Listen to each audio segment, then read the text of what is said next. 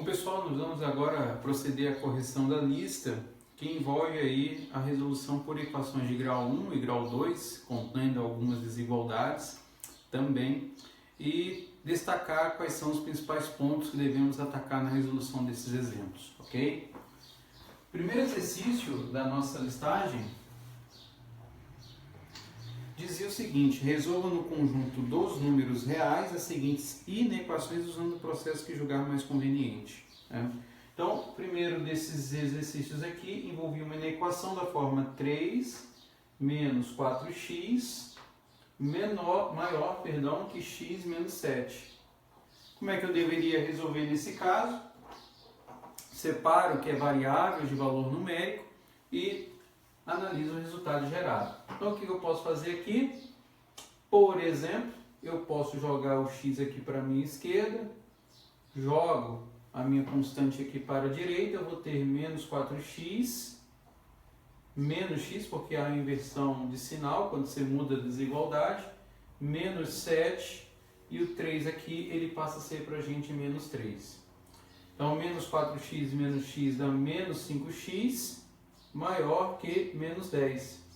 Daí, como você tem valores negativos, aqui no caso da variável em x, você multiplica por menos 1 para tornar positivo.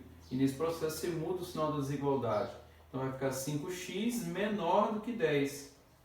Por fim, o x ali você isola e você divide 10 por 5, chegando ao ponto de que a resposta gerada é x menor do que 2. É isso aí que corresponde à resposta do primeiro item que nós temos para resolver, que é o item A. É isso daí, ok?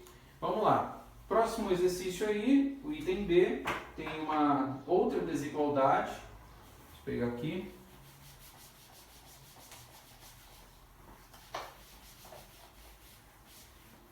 Que nos diz o seguinte, né? 1B. X sobre 4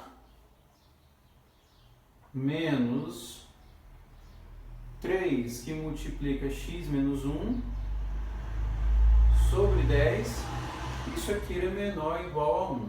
Ok, como é que é o processo nesse caso aí? Como você tem denominadores distintos, a ideia é que você tire o m e mc. Então, 4 e 10 você vai ter que fatorar. Então, nesse processo de fatoração, 4 e 10 ambos vão por 2, 10 por 2, 5, ainda vale por 2, 1, 5, por 5, 1, 1 e 1, fechou aqui, ó, você terminou a conta, então o produto gerado aqui já retorna para a gente 20. Então daqui esse 20, vamos escrever em duas frações, vamos lá, uma aqui, estender um pouquinho mais, menor ou igual a outra que está aqui. No processo, o que a gente faz? Divide pelo de baixo e multiplica pelo de cima. Então, 20 por 4 é 5, vezes x é 5x, menos 20 por 10, 2, que vezes 3 dá 6. Esse 6 vai multiplicar por x menos 1. E 20 por 1, 20, vezes 1, 20. Feito isso, trabalha com os numeradores agora e resolve essa desigualdade.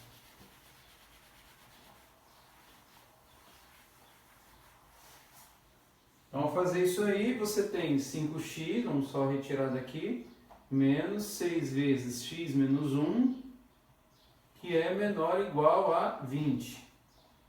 Então, daí você tem 5x, faz a distributiva, 6 por x e 6 por 1. Então, você vai ter menos 6x e menos com menos mais 6, que é menor ou igual a 20. Daqui você vai ter 5x menos 6x, que é menos x, menor ou igual a 20, menos 6. Então, daí, você chega à conclusão de que menos x é menor ou igual a 14. Como o x ali é negativo, você multiplica por menos 1. No que você faz essa multiplicação por menos 1, você torna o x positivo, muda o sinal da desigualdade, menor ou igual vira maior ou igual, e o 14, que é positivo, com sinal de menos, fica negativo. Então está aqui a resposta do item B, x maior ou igual a menos 14. Isso aí resolveria para nós o exercício 1B, ok? Está resolvido. Vamos para o próximo.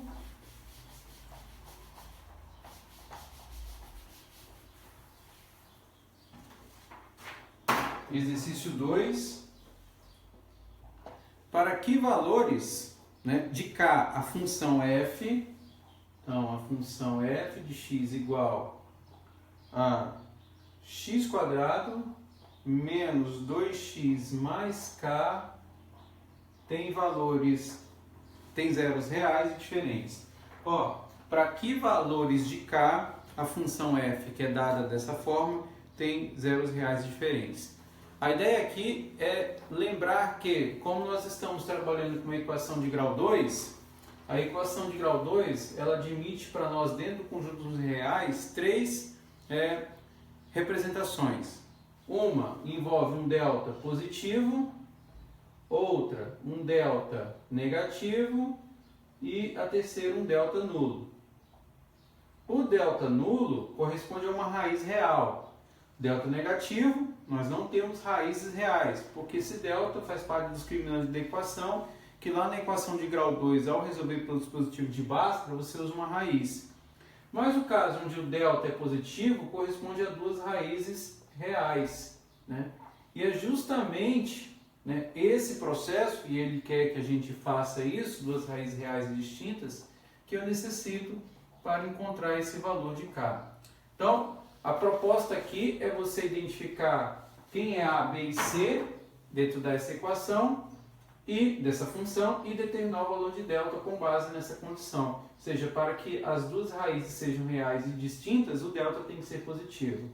Bom, o delta é escrito como b² menos 4 vezes A vezes C. E aí a gente identifica o A dentro dessa função como 1, o B como menos 2 e o C aqui, que é a constante, que é o K. Então, com base nessa representação, é que a gente resolve o exercício. E aí é só substituir e executar o processo. Então, B vai ficar menos 2² menos 4 vezes o A, que é 1 vezes o C, que é K. Então, vai ficar 4 vezes K. E isso tem que ser maior do que zero. Fazendo isso, você vai ter aqui 4 menos 4k maior do que zero. Então, você mantém menos 4k maior que menos 4. Como aqui o k é negativo, multiplica por menos 1. Então, 4k vai se tornar menor que 4. Logo, o k aqui, ó, dividindo 4 por 4, representa para nós um valor menor do que 1. É isso que a gente precisa para que o delta contenha as condições de raízes reais distintas. Isso aí representa a resposta do exercício 2. Era isso que nós precisávamos, ok? Beleza, vamos para o próximo exercício. Exercício 3.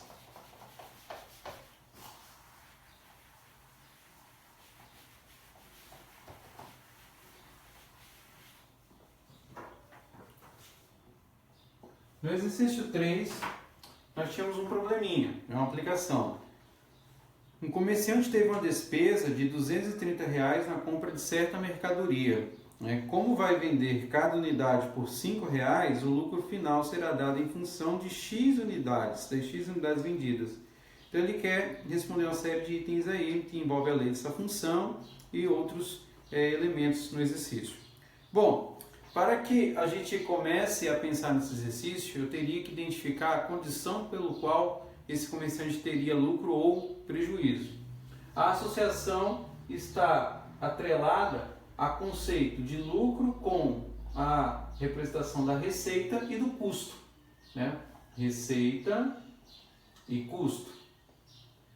A receita você pode pensar como uma função que está associada ao quê? A quantidade de unidades vendidas pelo preço praticado. E o custo, ele nos dá aí no exercício, que é a despesa, e no caso está associado a R$ 230. O lucro, por sua vez, então, dentro dessa condição, lucro, ele pode ser compreendido como uma diferença entre a receita e o custo que você está, né, gerando nesse processo. Então, vamos chamar o L aqui de função, uma F, e aí com isso a gente vai resolver o item A. Então a receita, eu tenho o preço praticado, que ele vai vender por R$5 cada unidade, então você vai ter 5 vezes X, menos o custo que é 230. Essa era a resposta aí do item A, escrever o lucro em termos dessa função. Essa lei de associação. E aí com base nessa lei de associação você vai responder os próximos itens. Então ele pergunta aí no item B, para que valores, né, de f de x nós temos um f menor do que zero, né? E ele quer saber como o x deve ser interpretado nesse caso. É isso que ele está perguntando. Bom, então aqui o que eu faço? 5x menos 230 tem que ser o quê? Menor do que zero. Logo, 5x tem que ser menor que 230. Por sua vez, o x tem que ser o quê? Menor que 230 dividido por 5. E nesse contexto, o x tem que ser menor que, na divisão, 46. O que significa esse resultado aqui? Se o comerciante vender menos que 46 unidades, o que vai acontecer? Ele terá prejuízo. É isso que ele está dizendo. Ele vai ter prejuízo se vender menos que 46. Essa que é a interpretação da resposta em X aí. E isso finalizaria para nós o exercício 3 no item B. Agora nós vamos resolver os próximos. Ele quer saber para que valor de X haverá um lucro de R$315. Então vamos lá. Vamos apagar isso aqui. Vamos deixar só a função.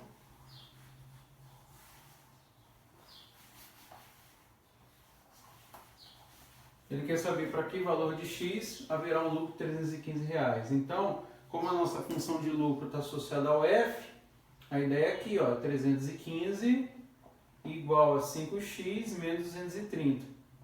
Então, esse 230 aqui do custo eu vou passar para cá somando. 315 mais 230 igual a 5x. Então, você vai ter lá 545 igual a 5x. Logo, x vai ser igual a 545 dividido por 5. Então, fazendo as contas aí, x vai ser igual a 5,109. Então, 109 unidades, né? É o que é necessário para que você tenha o lucro aí de R$315. Era isso. No item B, ele está perguntando, item D, perdão, para que valores de X o lucro será maior que 280. Então, no item D,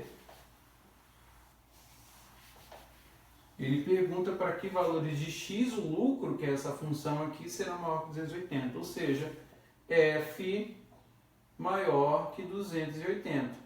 Como a nossa F aqui é conhecida, então você vai ter lá 5x menos 230 maior que 280. Então 5x é maior que 280, mudou de sinal aqui, passa somando 230. Então nesse processo você vai ter 5x maior que 510, que é a soma desses dois. Logo, o x vai ser maior que 510 dividido por 5. E aí, fazendo as contas, vai ter um x maior que 102. Ou seja, mais que 102 unidades é o que é necessário para que o lucro seja maior que R$280. Era isso que faltava para que a gente resolvesse aí o exercício 3. Está resolvido. Vamos para o próximo aí, exercício 4.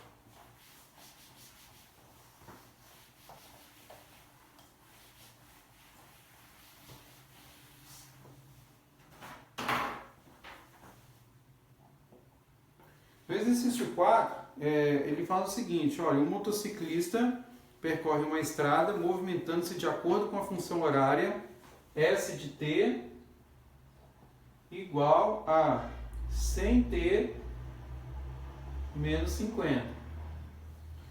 Bom, em que ST representa a sua posição em quilômetros e o T representa o tempo em horas. Depois de quanto tempo o motociclista passa pelo marco, quilômetro zero? Então, não é um exercício difícil.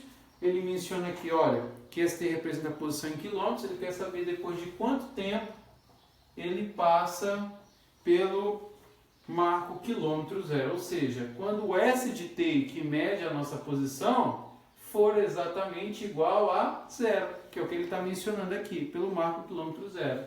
Então, zero vai ser igual a 100T menos 50. Tá aqui é só deslocar o 50 para a esquerda. 50 igual a 100T.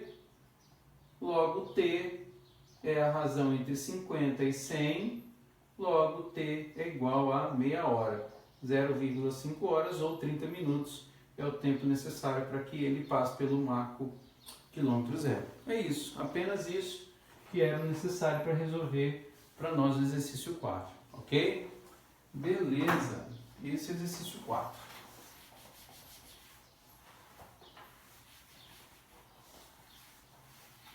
No exercício 5, nós tínhamos assim, segundo a Organização das Nações Unidas, a ONU, a população da Terra atingiu a marca de 7,2 bilhões de habitantes em 2013. Dados publicados no estudo Perspectivas de População Mundial. Então, de acordo com as projeções de crescimento demográfico, seremos 8,1 bilhões em 2025 e 9,6 bilhões em 2050. E aí vem o questionamento do exercício. Supondo que a partir de 2025 a população crescerá linearmente, ou seja, conforme a equação de grau 1, né? Determine a expressão que representará o total de habitantes, H, em bilhões de pessoas, em função do número de anos, A. E aí eu dou uma sugestão que encontre a taxa de variação relacionando o aumento e os anos decorridos. Exercício bem legal, bem interessante. A premissa básica aqui é como ele considera que a partir de 2025 o crescimento é linear, nós vamos trabalhar com as informações a partir desse período. Então, em 2025, a população é de 8,1 bilhões. E em 2050, a população é de 9,6 bilhões. Essa é a estimativa, essa é a perspectiva. Bom, como ele fala que a partir desse período a população vai crescer linearmente, então a ideia do problema é pensar o quê? Numa função de A, né, igual a A associado a esse A maiúsculo. Para nós, como ele menciona na lista aqui, o A representa o número de anos, mais um valor B. Isso é a forma da representação de uma equação de grau 1, onde o B expressa para a gente o valor inicial, o B é o valor inicial, e aqui você vai ter a taxa de crescimento em função, né, do número de anos. Você tem uma taxa de crescimento, seja a taxa, e essa função aqui é o H, que ele representa, que é o número de anos, que é o que ele quer que eu encontre. Bom, a primeira coisa que eu preciso fazer aqui é determinar qual é essa taxa de crescimento, que a gente sabe que é linear. Como é que eu mensuro isso? Ora, pelas informações que nós temos. Que informações são essas? A gente tem que essa taxa de crescimento da população, ela é obtida pela diferença da população em um período com relação ao outro. Ou seja, 9,6 é o que você vai atingir em 2050, 8,1 que você tem hoje. Logo, essa taxa de crescimento é essa diferença. Aqui você tem 1,5 dividido por 25. Fazendo as contas aqui, você vai ter um valor de 0,06. Ok, nós achamos o valor que representa a taxa.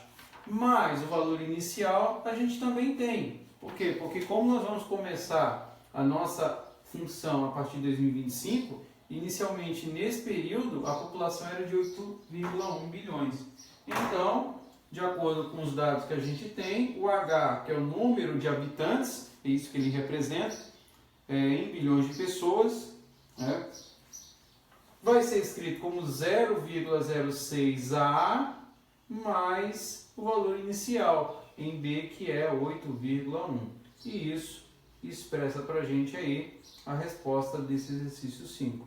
Você tem uma taxa de crescimento que é linear, associada a um número de anos, mais 8,1 bilhões, que é o valor da população inicialmente em 2025, para que com isso a gente consiga obter a função procurada.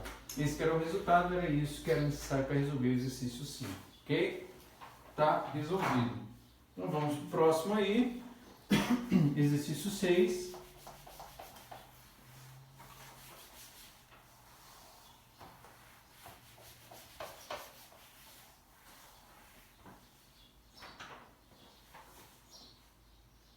E para nós diz o seguinte, olha, determine M de modo que a função f de x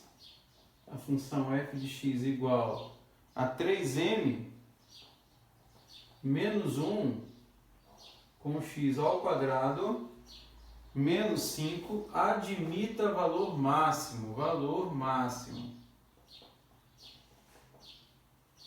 Bom, mais uma vez, é um problema que está associado a uma equação de grau 2.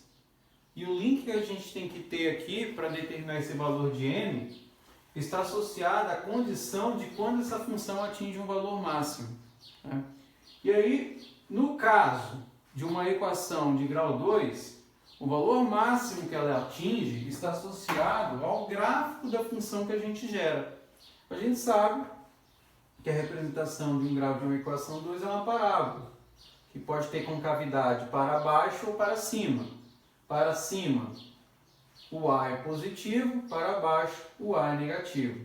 Como a pergunta está associada a valor máximo, essa informação está associada ao gráfico dessa natureza. Quando a concavidade é voltada para baixo, porque nessa condição você tem um máximo. Ao contrário, quando o A é positivo, você tem um valor mínimo. Então, com base no que o exercício pede, eu teria que identificar quem é o meu A nessa função e a partir daí encontrar o valor de m quando esse A for negativo, porque nessa condição você vai ter o quê? Um valor máximo. Essa que era a proposta. E aí, nesse contexto, eu tenho que a associação do A é sempre a função de grau 2, esse é o A. Então aqui bastaria que eu escrevesse 3m menos 1 menor do que 0. Logo, 3m é menor do que 1, portanto m é menor que 1/3.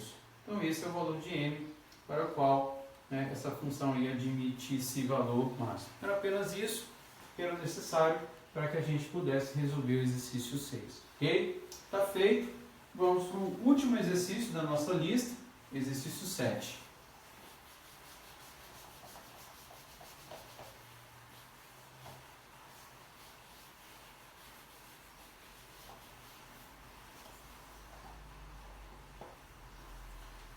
No exercício 7, ele fala o seguinte: num voo com capacidade para 100 pessoas, uma companhia aérea cobra R$200 por pessoa quando todos os lugares estão ocupados. Se existirem lugares não ocupados, ao preço de cada passagem será acrescida a importância de R$4 por cada lugar não ocupado. Por exemplo, se existirem 10 lugares não ocupados, o preço da passagem será 240. Ok? Bom, quantos devem ser os lugares não ocupados para que a companhia obtenha o faturamento máximo? Bom, o questionamento aqui envolve lugares não ocupados. Então você poderia começar atribuindo assim para essa variável, no caso x, número de lugares não ocupados. Número de lugares não ocupados. Onde esse teu x, ele varia em um intervalo que está compreendido entre 0, ou seja, nenhuma ocupação, até o total de espaços de lugares nesse avião, que é 100, como ele está mencionando aí. De modo que o faturamento que essa companhia espera obter está associado a quem?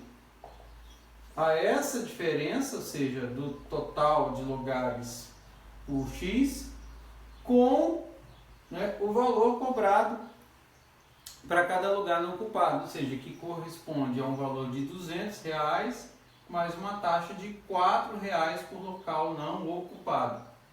Ou seja, associando o número de lugares com a receita obtida é o que você vai gerar o que nós chamamos de faturamento. É essa a função que deveria ser construída. E aí, qual é a ideia?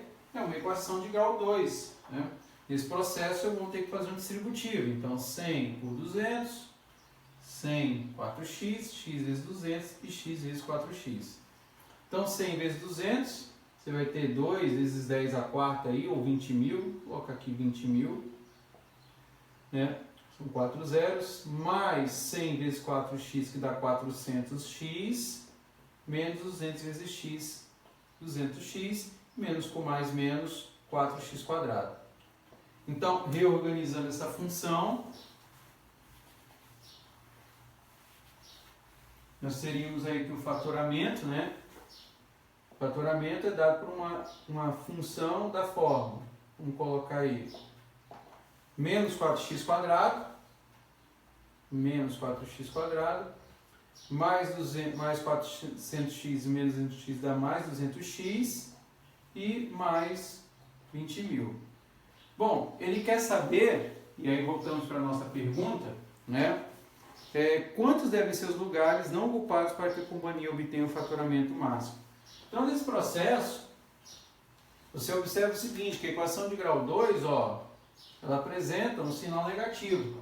Então, isso indica que o gráfico dessa função é uma parábola com a concavidade voltada para baixo, onde o máximo está aqui, nesse ponto. Mas nós aprendemos que esse máximo, nesse caso, pode ser dado pelas coordenadas de quem? Do que a gente chama de vértice. E como nós queremos, na verdade, a resposta ao número de lugares, esse vértice corresponde aí para nós as coordenadas de quem? De x associado a v e de y associado a v. Nas condições do exercício, a variável x, que é a que a gente está estudando, corresponde ao número de lugares não ocupados. E nesse processo, bastaria que eu utilizasse a expressão da coordenada do vértice x, que é obtida através da razão de menos b por 2 vezes a. Então, nesse processo, eu identifico quem é A, B e C. Nesse caso aqui, eu só preciso de A e B. O A representa para nós menos 4 e o B representa para nós 200, com o C valendo 20 mil. Substituindo os dados que eu tenho aqui, então xv vai ser igual a menos B, então vai ficar menos 200 por 2 vezes A, ou seja, 2 vezes menos 4. Então aqui eu vou ter menos 200 dividido por menos 8, menos com menos dá mais, 200 por 8 dá 25. Então 25 lugares não ocupados é o que eu necessito para que essa companhia tenha faturamento máximo. E isso finaliza para nós o exercício 7 e a lista conforme nós prometemos. Ok? Beleza? Valeu e até a próxima aula.